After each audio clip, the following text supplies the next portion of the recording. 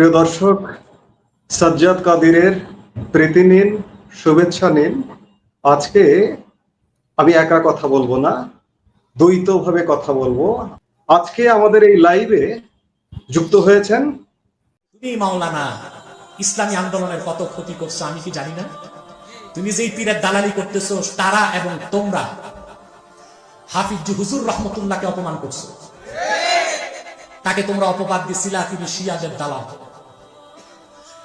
যখন 4 দলীয় জোট ছিল ক্ষমতায়, তখন রয়ের টাকা খেয়ে তোমরা শেখুল হাদিস মাওলানা আজিজুল হক রহমতুল্লাহ, খতিব ওবায়দুল হক, মুফতি আমিনী সাহেব এবং মাওলানা মহিউদ্দিন খান তাদেরকে তোমরা জামাতের এজেন্ট বলছো।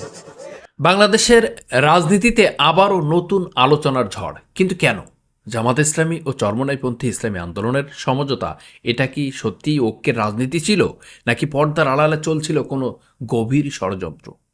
আজকে এই ভিডিওতে আমরা বিশ্লেষণ করব জামাত চরমনাই সমঝোতার ভেতরে গল্প, রাজনৈতিক হিসাব কিতাব আর সম্ভাব্য ষড়যন্ত্র। দেশে প্রবাসে যে যেখান থেকে দেখছেন আজকের ভিডিওটি পুরো ভিডিও অংশ দেখুন। 2024 সালের গণ অভ্যুত্থানের পর বাংলাদেশের রাজনৈতিক মানচিত্রের বড় পরিবর্তন ঘটে গেছিল বা লক্ষ্য করা যাচ্ছিল। বিশেষ করে জামাত ইসলামের প্রতি সমর্থনের উত্থান আকাশচুম্বী, অনেককে ভাবিয়েই তুলেছে। রাজনৈতিক বিশ্লেষকদের মতে ইতিহাস সাক্ষ্য দেয় বাংলাদেশের ইসলামী শাসন ব্যবস্থার সম্ভাবনা যদি কখনোই সম্ভাবিত হয়, তবে তা জামাত ইসলামের নেতৃত্বে হওয়ার সম্ভাবনা সবচেয়ে বেশি ছিল। আর ঠিক এখানেই শুরু হয় উদ্বেগ। দেশি বিদেশি কিছু শক্তির কাছে এই অবস্থাকে পরিলক্ষিত করা গেছে। জামাতকে ঠেকানোর পূর্ণ কৌশল, জামাতকে রাজনৈতিকভাবে দুর্বল রাখা, এই কৌশল নতুন নয়। 2001 সালে এরশাদকে সামনে রেখে বিএনপি জামাতের ভোট কাটার চেষ্টা হয়েছিলেন।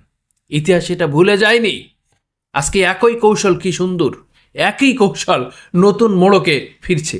রাজনৈতিক সূত্র বলেছে ইসলামী আন্দোলনকে সামনে রেখে একটি তথাকথিত তৃতীয় জোট তৈরি করে বিএনপিকে সুবিধা দেওয়ার নামে এবং বিএনপিকে সুবিধা দেওয়া এবং জামাতকে কোণঠাসা করাই ছিল তাদের মূল লক্ষ্য উদ্দেশ্য।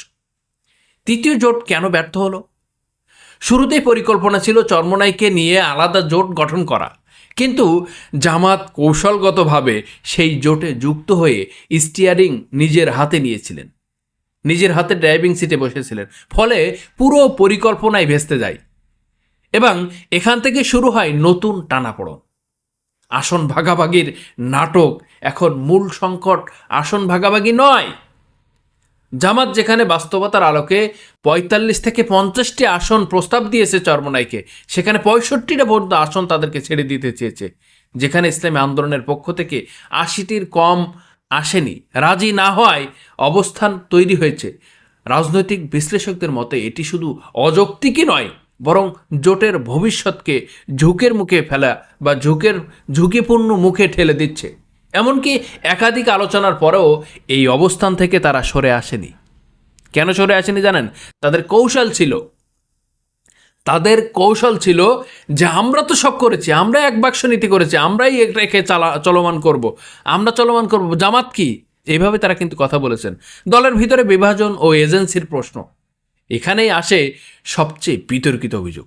দলের ভিতরে একটি অংশের বিরুদ্ধে এজেন্সির প্রভাব, এর অভিযোগ। রাজনৈতিক সূত্র বলছে আমির সাহেব জোটে থাকার পক্ষে থাকলেও নায়েবে আমিরপন্থী অর্থাৎ ইসলামী আন্দোলন একটি অংশ ভিন্ন পথে হাঁটছিলেন। অতিরিক্ত লোভ, ভবিষ্যৎ রাজনৈতিক অফারের আশায় বৃহত্তম ইসলামী ঐক্য ক্ষতিগ্রস্ত হচ্ছে, এমন আশঙ্কা প্রকাশ করেছেন অনেকেই। বলেছেন সেটা আমরা দেখতে পেয়েছি। কার কারণে জোট ভেঙে গেছে? আজকে 11 দল থেকে একটি দল বেরিয়ে গিয়েছে, তাহলে বাকি 10 দল কি খারাপ, না একটি দল খারাপ? ভবিষ্যৎকে আশঙ্কা সবচেয়ে বড় প্রশ্ন যে যদি জোটে থেকেও যায়, নির্বাচনের পর কোনো রাজনৈতিক অফার পেলে তারা কি জোট ধরে রাখবে? বাংলাদেশের রাজনীতিতে নির্বাচনের পর জোট ভাঙার নজির নতুন নয়। এ কারণেই এই সমঝোতা নিয়ে সন্দেহ থেকেই যাচ্ছিল। বাস্তবতা ও চ্যালেঞ্জ। রাজনৈতিক বাস্তবতা বলছে জোট ছাড়া এককভাবে নির্বাচনে গেলে ইসলামী আন্দোলনের জন্য বড় চ্যালেঞ্জের অপেক্ষা করছে। এমনকি শীর্ষ নেতাদেরও জামানত রক্ষা কঠিন হয়ে যাবে। এমনকি বিশ্লেষণরা বলেছেন, আজকে আমরা বিশ্লেষণের মতামত বলছি, যারা আলোচনা করেছে, সমালোচনা করেছে, প্রশ্ন একটাই, এই সমঝোতা কি সত্যিকারে আদর্শিক ঐক্য ছিল, নাকি জামাতকে ঠেকানোর আরেকটি রাজনৈতিক কৌশল? রাজনীতিতে শেষ কথা বলে জনগণ কে কতটা জনসমর্থন আদায় করতে পারে সেটাই শেষ পর্যন্ত ইতিহাস লিখবে। বাংলাদেশের এই যে সমীক্ষা, এই যে অবস্থা, বাংলাদেশের যে পরিবর্তন, আজকে বুকে সামনের দিক থেকে ছুরি মারা একটি জোট গঠন করে ইসলামপন্থীদের মাঝে ধ্বংসলীলায় মেতে ওঠা বাংলাদেশের ইতিহাসে আপনি কি বলেন? আমরা চাই ইসলাম, মানবতা, মানুষের জন্য সকল কিছুকে পরিবর্তন। আমরা চাই এদেশের নতুন রাজনৈতিক দল। আমরা চাই এদেশের ইনসাফ প্রতিষ্ঠিত হোক, ইসলামিক অনুশাসন কায়েম হোক, জাকাত ভিত্তিক সমাজ পরিচালনা হোক, গরিব মানুষকে সমবন্টন নীতিতে দেওয়া হোক, প্রত্যেক মানুষের অধিকারকে ফিরিয়ে দেওয়া হোক, তার মৌলিক অধিকার, সাময়িক এবং অসাময়িক দুটোটাই। আমরা চাই মানুষের মূল অবস্থাকে পরিবর্তন করতে। আমরা চাই দুর্নীতি মুক্ত একটি বাংলাদেশ করতে। আমরা চাই বাংলাদেশের নতুন কিছু দেখতে। তো যাই হোক, এখন আমি আলোচনার মাধ্যমে বোঝার চেষ্টা করব যে আসলে কেন এই ইসলামী আন্দোলন জোট ছেড়ে বেরিয়ে গেল। আসলে দোষটা কার, জামাত ইসলামের নাকি ইসলামী আন্দোলনের, এবং এর পিছনে আসলে ভূরাজনৈতিক এবং কৌশলগত কোনো প্রভাব কাজ করেছে কিনা। দেখুন, ইসলামী ভোটগুলো যাতে একটা বাক্সে আসে, এর জন্যই কিন্তু প্রথম উদ্যোগ গ্রহণ করেছিলেন এই ইসলামী আন্দোলনই প্রথম, এবং তারা বিভিন্ন ইসলামী দলকে আমন্ত্রণ জানান এবং একটা পর্যায়ে সেখানে জামাত ইসলামও আসে। সুতরাং এই ইসলামী আন্দোলন মনে করেছে যে যেহেতু আমরাই এই উদ্যোগটা নিয়েছি, সুতরাং আমরাই এর নেতৃত্ব দেব এবং এটা হবে ইসলামী জোট। সেখানে জামাত ইসলাম, ইসলামী আন্দোলন, খেলাফতে মজলিস, নিজামী ইসলাম সহ বিভিন্ন পার্টি থাকবে। তো স্বাভাবিকভাবে যেহেতু জামাত ইসলাম বড় দল, কাজেই তারা একটু খবরদারি সেখানে বেশি করার সিদ্ধান্ত নিয়েছে। এবং সমস্যাটা শুরু হয় তখনই যখন জাতীয় নাগরিক পার্টি এনসিপি তারা জামাত ইসলামের জোটে যোগ দেওয়ার সিদ্ধান্ত নেয়, এবং এটা কিন্তু জামাতের জন্য বড় পাওয়া। কারণ জামাত ইসলামের সঙ্গে ইউরোপিয়ান ইউনিয়ন এবং আমেরিকার দফায় দফায় বৈঠক হয়ে বিভিন্ন সমঝোতা হয়েছে এর আগে, কূটনৈতিক সমঝোতা, যেটা আর সিক্রেট কিছু নাই।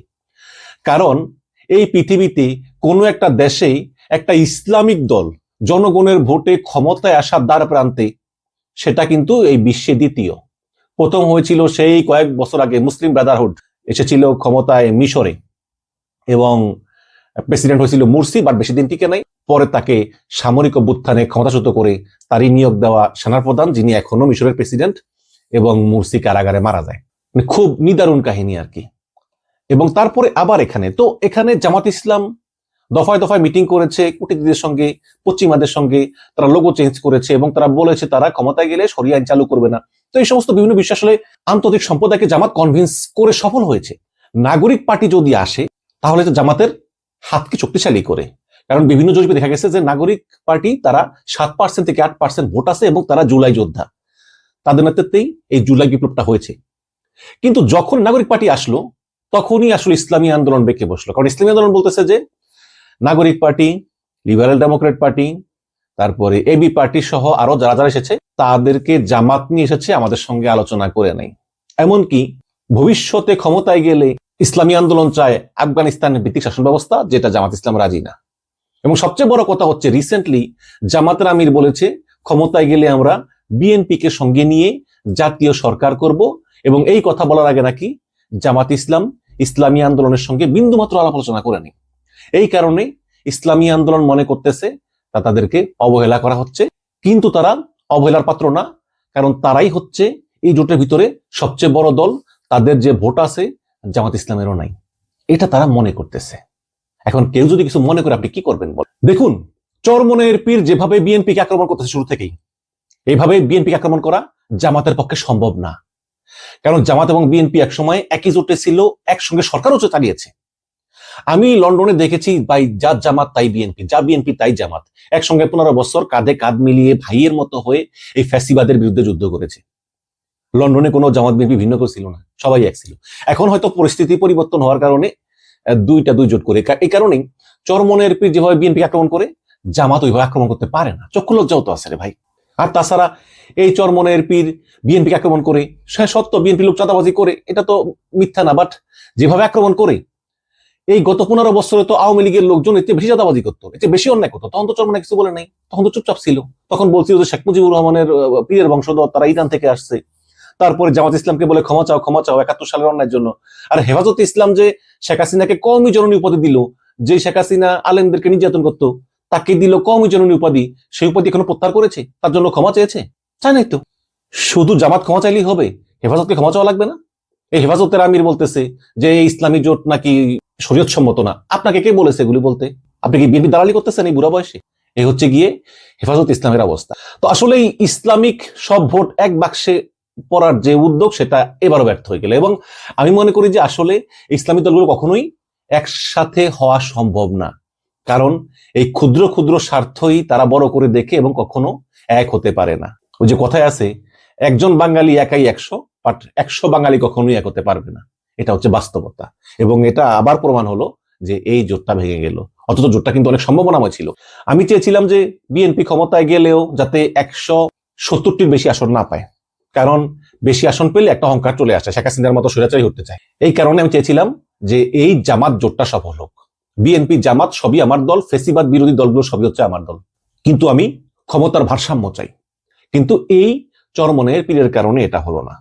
গত 1 সপ্তাহ ধরে দফায় দফায় বৈঠক, দফায় দফায় আলোচনা, তারা শেষ পর্যন্ত 80টা আসনের নিচে বসবেই না, কোনো মতেই তারা রাজি না। গতকালকে জামাত ইসলামের সংবাদ সম্মেলন করার কথা ছিল যে আমরা ইসলামী আন্দোলন ছাড়াই পথ চলবো, কিন্তু হঠাৎ করে মামুনুল হক ফোন করেন, মাওলানা মামুনুল হক, যে আমি একটু শেষবারের মতো চেষ্টা করে দেখি। তিনি আবার এই গভীর রাত পর্যন্ত দফায় দফায় বৈঠকের সঙ্গে বৈঠক। তো ইসলামী আন্দোলনের সমস্যা হচ্ছে কি, মানে বড় ভাই যে মুফতি ফয়জুল করিম, উনি মোটামুটি শান্ত ভদ্র, উনি শোনেন, কিন্তু ছোট ভাই যে মুফতি রাজাউল করিম, উনি কিছু শুনতে চান না, বুঝতে চান না। উনি মনে করেন যে ওনাদেরকে অবহেলা করা হচ্ছে, অপমান করা হচ্ছে।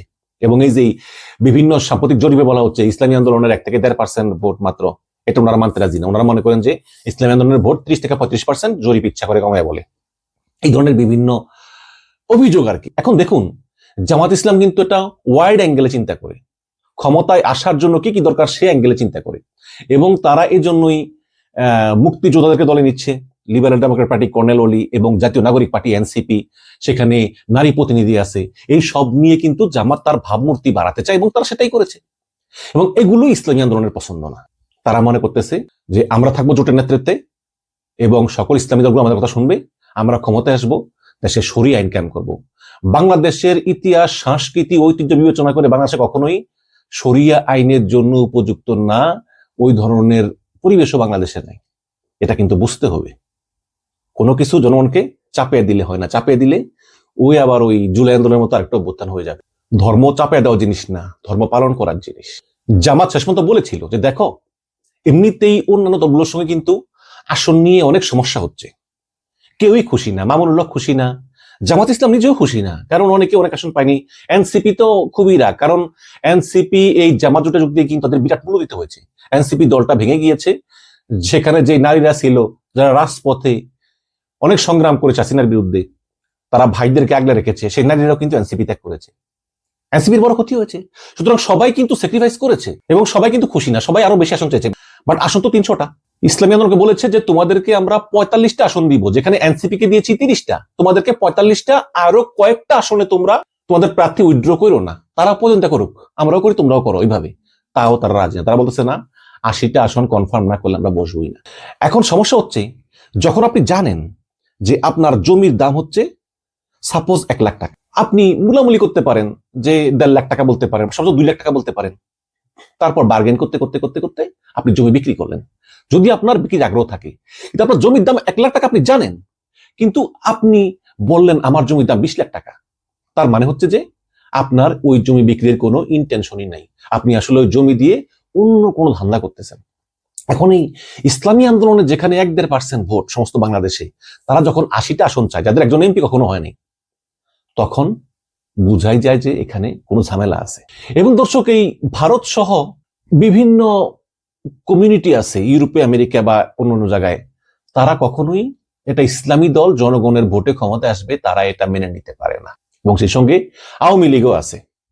আমি দেখলাম যে আওয়ামী লীগের এক নেত্রী বলতেছে ভিডিওতে যে ভাইয়েরা, আমি আগে আওয়ামী লীগ করতাম, এখন কেন আমি এসেছি বিএনপিতে। ভাইয়েরা, যদি আপনারা বিএনপিতে ভোট দেন, ধানের শীষে ভোট দেন, তাইলে 2 বছর পরে হোক, 5 বছর পরে হোক, আওয়ামী লীগ আবার ফিরে আসবে। কিন্তু ভাইয়েরা যদি ওই দল ক্ষমতায় আসে আওয়ামী লীগের নাম নিশানা রাখবে না, এগুলো বলতেছে। তো এখন প্রশ্ন হচ্ছে যে আসলে কি এই মুফতি রেজাউল করিম উনি কি আসলে আওয়ামী লীগ এবং ভারতীয় রয়ের খপ্পরে পড়েছেন, যাকে আমরা গত 15 বছরে কোনো আন্দোলন করতে দেখিনি, আন্দোলনের মাঠে দেখিনি, বরঞ্চ তিনি শেখ হাসিনার আয়োজনে প্রতিটি নির্বাচনে অংশগ্রহণ করে তিনি সেই আওয়ামী লীগ সরকারের পক্ষে বৈধতা উৎপন্ন করেছেন এবং আওয়ামী লীগের পতনের পর বিএনপিকে ঢালাওভাবে আক্রমণ করতেছেন। কড়া ভাষায় করেন, আপনি করেন, আপনার সে অধিকার আছে। কিন্তু এখন এই জোটে যোগ না দিয়ে জোট থেকে বেরিয়ে গেলেন, আপনি কটা আসন পাবেন? চরমনের ভোটগুলো সমস্ত বাংলাদেশে অল্প অল্প ছড়িয়ে ছিটিয়ে আছে এবং একত্রে কম্বাইন্ড করে একটা আসন পাওয়ার মতো এরকম না। জামাতেরও এরকমের খুব একটা বেশি তা না, একমাত্র বিএনপির আছে সেই যোগ্যতা। কিন্তু সে আপনি জোট ছেড়ে বেরিয়ে গেলেন কেন? আপনি জানেন যে আপনি কিছুই পাবেন না জোট ছেড়ে বেরিয়ে গেলে, তারপর আপনি জোট ছেড়ে বেরিয়ে গেলেন কেন? কারণ হচ্ছে এর পিছনে গভীর ষড়যন্ত্র। আমি মনে করি, আমার কাছে কোনো প্রমাণ নেই, কিন্তু এটাও তো সত্য, যেসব দেশগুলো ইসলামিক দল গঠন হোক বা শক্তিশালী হোক বা ক্ষমতা দখল করুক, এটা তারা চায় না, এবং চায় না বলেই তারা বিভিন্ন ষড়যন্ত্র করবে। এই পৃথিবীতে শুধু আমি দেখি যে আফগানিস্তানে এবং ইরানে পার্লামেন্টে ওই দাড়ি টুপিওয়ালারা বসে, এখন বাংলাদেশের ওই পার্লামেন্টে দাড়ি টুপি জোব্বালারা বসে থাকবে, এটা অনেকে পছন্দ নাও করতে পারে, এবং যদি নাও করে তারা তো বসে থাকবে না, তারা বিভিন্ন ষড়যন্ত্র করবে এবং এই ষড়যন্ত্র করে জোটে ভাঙন ধরানোর চেষ্টা করবে। এবং সেই ফাঁদেই পা দিয়েছে এই মুফতি রেজাউল করিম, ফয়জুল করিম বলে আমি মনে করি। কারণ এছাড়া এত সুন্দর একটা জোট, এই জোট থেকে বেরিয়ে যাওয়ার কোনো কারণই আমি দেখি না ইসলামী আন্দোলন। এখন সমস্যা কি দেখেন, জামাত ইসলাম নাকি 24টা আসনের প্রার্থী দেয় নাই। আমি আগে মনে ছিলাম 12টা, এখন শুনি 24টা আসনের প্রার্থী দেয় নাই, কারণ তারা মনে করেছিল যে এখানে ইসলামী আন্দোলনের তো কনফার্ম আসন, এখানে প্রার্থী দেওয়ার লাভ কি? হ্যাঁ, সেই 24টা আসন কিন্তু জামাতের কম, প্রার্থী দেয় নাই, তারা ভুল করেছে এই জায়গায়। আর ইসলামী আন্দোলন যদি জোট থেকে বেরিয়ে স্বতন্ত্র নির্বাচন করে, ইসলামী আন্দোলনে কিন্তু 274টা আসনে কিন্তু হাত পাখা মার্কার প্রার্থী আছে, যারা এই জামাত ইসলামের ভোটে ভাগ বসাবে। তার মানে হচ্ছে বিএনপির বিরুদ্ধে জামাত ইসলামের যে ইসলামিক ভোটগুলো তারা পাওয়ার কথা, সেটা আরো কম পাবে এবং বিএনপির অবস্থানকে একটু হলেও শক্তিশালী করবে। এবং এটাই কিন্তু চায় কিছু গোষ্ঠী, যারা চায় না ইসলামিক দল ক্ষমতায় আসুক, এবং সেই গোষ্ঠীর পাতা ফাঁদে এবং প্রলোভনে এই মুফতি রেজাউল করিম, ফয়জুল করিম পা দিয়েছে বলেই আমি মনে করি। দর্শক, আপনাদের মতামত চাই, আপনারা কি ভাবছেন? ভালো থাকবেন।